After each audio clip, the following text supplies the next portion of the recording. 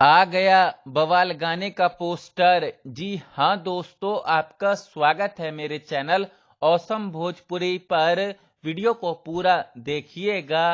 Video पसंद आए तो वीडियो को लाइक और चैनल को सब्सक्राइब कीजिएगा। दोस्तों, आज दिन में प्रमोद प्रेमी यादव के एक नए बवाल गाने के पोस्टर को रिलीज किया गया था, जिस गाने का नाम भाभी जी के लटकल बा है। दोस्तों, प्रमोद प्रेमी यादव का ये गाना एक होली का गाना है। दोस्तों, इस गाने को प्रमोद प्रेमी यादव ने अकेले ही गाया है।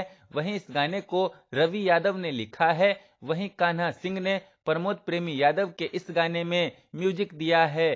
साथ ही इस गाने के वीडियो में प्रमोद प्रेमी यादव के साथ महिमा सिंह ने काम किया है।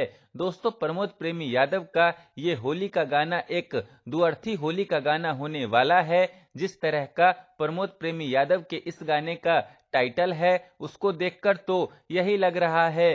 दोस्तों, प्रमोद प्रेमी यादव के इस होली के गाने को कल सुबह में 6:30 पर रिलीज किया जाएगा प्रमोद प्रेमी एंटरटेनमेंट यूट्यूब चैनल पर।